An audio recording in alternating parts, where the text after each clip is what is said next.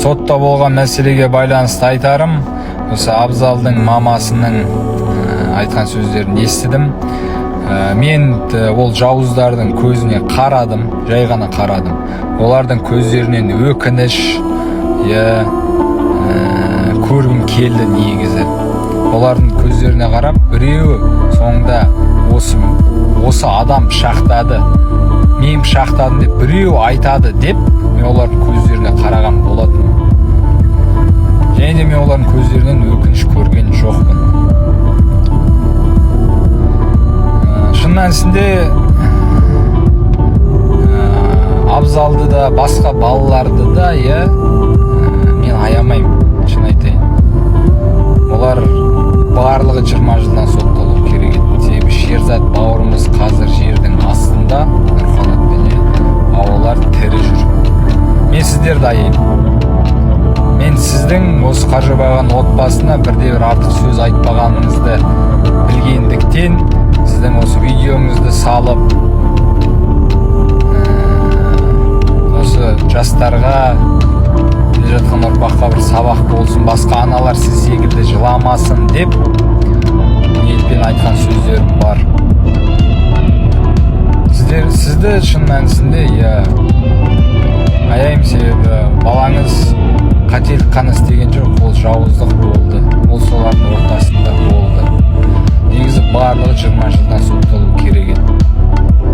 Ал егер Абзал пышақ тықпаған болса, ол сол жерде айту керек еді кім пышақ тыққандығын.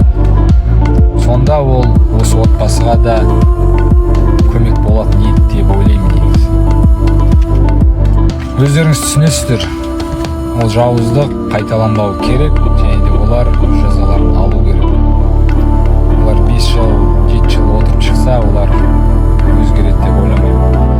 20 жылда кім біледі, тәубесіне келіп, Құран оқып, алаш зиялыларының еңбектерін оқып шыққан кезде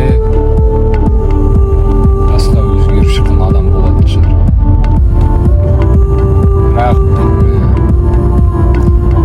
қазақтың балалары енді бір-бірін пышақтамасын, біреу жерде, біреу темір тордың астында болмасын. Сол менің мақсатым. 7 жылдық күресу мақсаты сол. Сізге жеке сабыр тілеймін. Және де егер сондай мәлімет келген болса, сізден жеке кешірім сұраймын. Бірақ мен ондай ештеңе жасаған жоқ. Яғни көзіне қарап өкініш күткен. Оян қазақ, көзіңді ашып көтер, басты. Кеше күні өздеріңіз білетіндей Шерзат Болаттың ісіне байланысты соттың үкімі шыққан болатын. Сол кезде әдеттегідей соттан кейін сотталушылар жақ шу шығарған болады. Солардың кейбіреулері, қарақалпақтар, сендер кінәлісіңдер, біз әлі халықты жинаймыз деп, Қазақстан Республикасының азаматтарын провокацияға шақырған болса, кейбіреулері болса, яғни Абзалдың анасы сияқты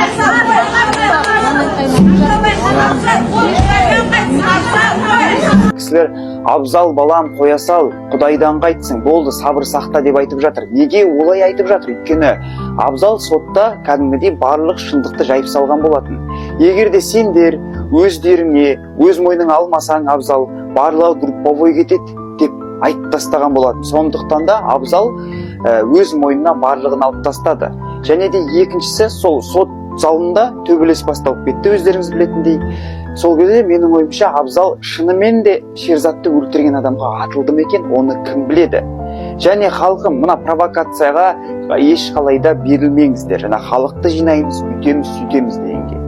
Және бұл жерде сіздің арқаңыз және біздің арқамыз осы әділеттікке жеткеніміз. Егер де сіз болып, біз болып сөйлемегенде, бұл іс баяғыда жабылып қалатын беді, әтпесе Шерзаттың отбасы толықтай қырылып қалатын беді, оны біз білмейміз.